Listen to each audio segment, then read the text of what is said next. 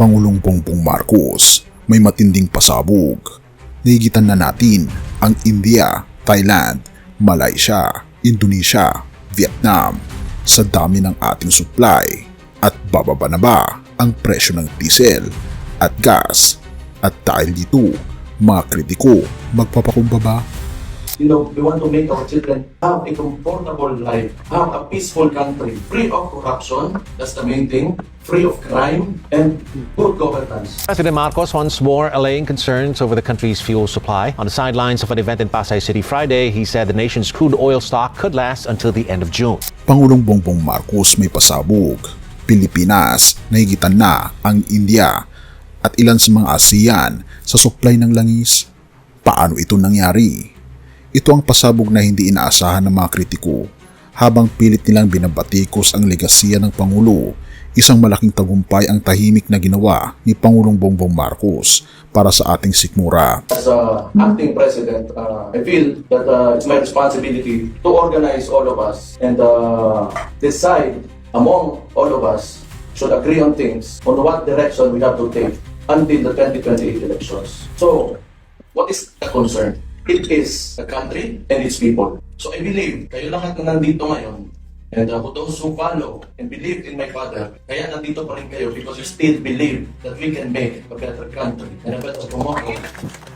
Not only for us, ako may mga anak ako, kayo may mga anak kayo, may mga apo kayo. So what do we want for our children? Kasi sa nangyayari ngayon, pag nagpatuloy ito, could you imagine kung anong klaseng bansa our children will grow up? E tayo sanay tayo sa hirap because, we want more, we want to make our children have a comfortable life, have a peaceful country, free of corruption, that's the main thing, free of crime, and good governance. Doesn't have to be perfect. Wala naman talagang perfecto sa dito. But policies in government, the direction of a government should benefit the majority of the people. And what is happening now? Saan yung pera ng bansa natin? Alam nyo ba na sa gitna ng krisis sa Middle East, mas marami na tayong supply ng langis kaysa sa India, Thailand, Malaysia at Vietnam? Mahigit 91 days of secure oil supply ang hawak natin ngayon. Isang strategic victory na magpapababa ng presyo ng diesel at gas sa mga susunod na araw. Mapapahiya ba ang mga nagsasabing walang ginagawa ang gobyerno? Even the President himself, si BBM, last year, I remember correctly, August, nagpalabas siya ng mga kontraktor who were misusing the funds of the government. E ano nangyari ngayon? Pumutok sa mukha niya. And true enough, may issue talaga tayo sa pera. Hindi na pupunta. We have ghost projects. We do not have infrastructure. And how can people, especially the ordinary Filipino, yung mga mahihirap, how can they move about and help themselves if the government does not properly use government funds to improve the lives of these? Sa gitna ng tensyon ng Iran at Israel, marami ang natakot sa energy lockdown. Pero dahil sa oil diplomacy ni PBBM, nasiguro natin ang supply hanggang June 30, 2026. Halika, panoorin natin ang pagkakaiba. President Marcos once more allaying concerns over the country's fuel supply. On the sidelines of an event in Pasay City Friday, he said the nation's crude oil stock could last until the end of June. Marcos's comments came after barrels of Russian oil arrived this week as the Philippines battles an energy emergency due to the Middle East war. The president also assuring the public they're looking for more oil supply from alternative sources. Meron na tayong supply of crude oil, sufficient supply hanggang June 30. Pero patuloy pa rin ang ating paghahanap ng supply, patuloy pa rin ang ating pagsuporta sa ating mga commuter para naman mabawasan ang bigat ng epekto itong nagkakagulo sa Middle East. Ang Pilipinas ay 91 days ang kanyang supply. Sumunod ang India, 74 days. Ang Thailand ay may 61 days na lang. Malaysia, 60 days. Indonesia, 20 days ng supply.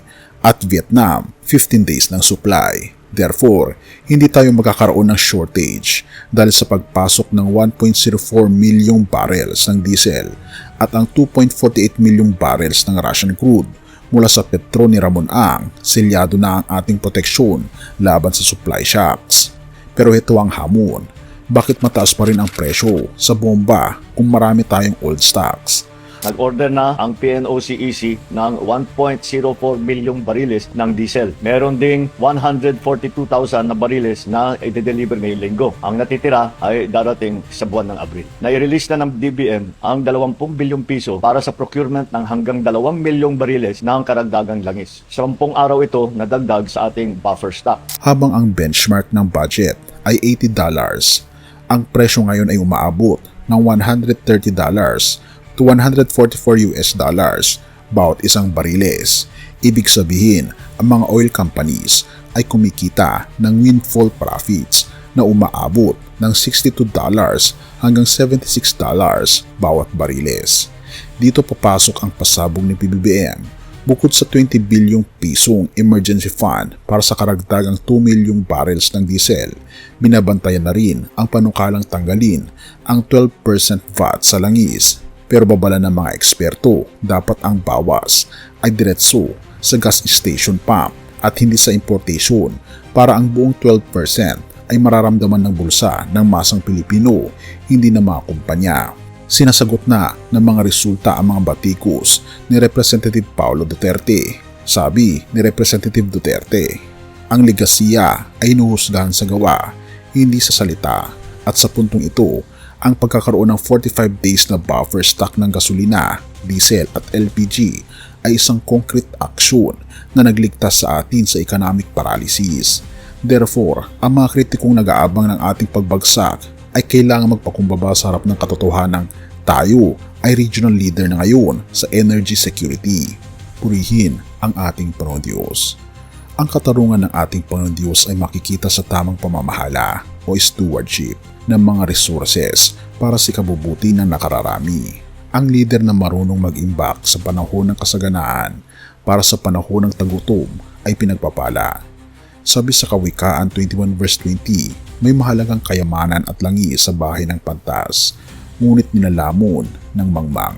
Ang karunungan ni PBBM na mag-ipon ng 91-day supply ay isang grasya na naglalayo sa atin sa kaguluhan.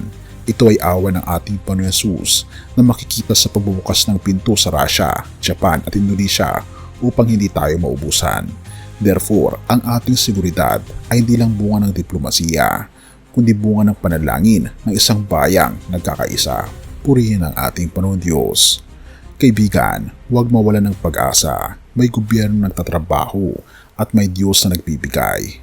Lumapit tayo sa ating Panginoon Hesus dahil siya ang tunay na source ng ating kapayapaan sa gitna ng krisis.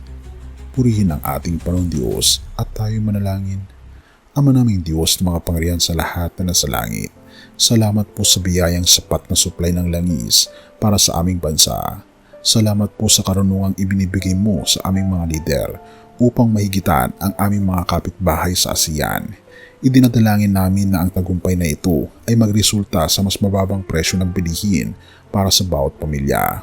Bantayan niyo po ang mga puso ng mga namumuno sa oil companies na huwag maging gahaman. Pero higit sa lahat, o aming Panginoon Diyos, Lord, mananatili kaming mapagpasalamat sa iyong katapatan. Kahit kami minsan at kadalasan ay hindi tapat. Pinupuri po namin kayo at pinapasalamatan, o aming Panginoon Diyos, sa inyo pong dakilang pag-ibig sa amin, at patnubayan niyo po kami, at patawarin po kami sa lahat ng aming mga pagkukulang at pagkakasala, at salamat po sa pagdinig ng aming mga panalangin, sapagat ito po ang aming samot hiling sa matamis na pangalan ng aming Panginoon Hesus. Amen.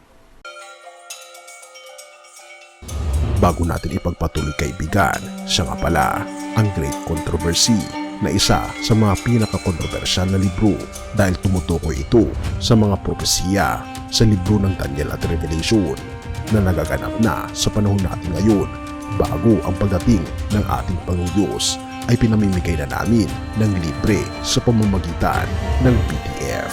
At ito ay nasa limited lamang na panahon, kaya i-click mo sa description sa baba upang ma-avail mo kaibigan ang napaka-importanteng libro ito na magbubukas sa iyo sa mas maliwanag mong hinaharap.